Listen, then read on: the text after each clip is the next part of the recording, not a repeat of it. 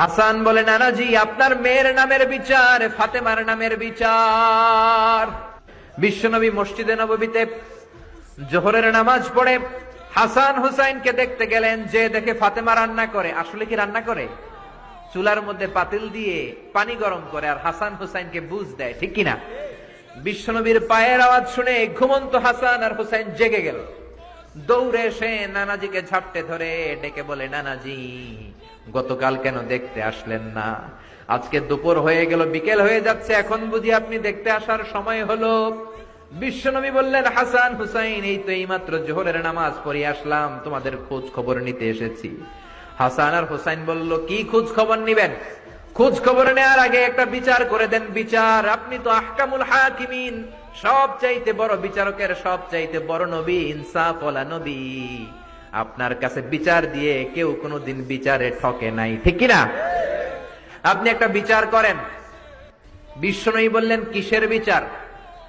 হাসান বলে, নানাজি আপনার মেয়ের নামের বিচার, ফাতেমার নামের বিচার। বিশ্বনবী বললেন, ও হাসান, আমার মেয়ে ফাতেমার আবার কি বিচার? কি অপরাধ আমার ফাতেমার? হাসান হুসাইন চোখের পানি ছেড়ে দিয়ে ডেকে বলে, নানাজি আপনার মেয়ে আমাদেরকে খাবার দেয় না কেন? খাবার দেয় না কেন? বিচার দিলাম, গতকাল সারাদিন বলেছে রাত্রিবেলা খাবার দিবে, রাতে খাবার দেয় নাই।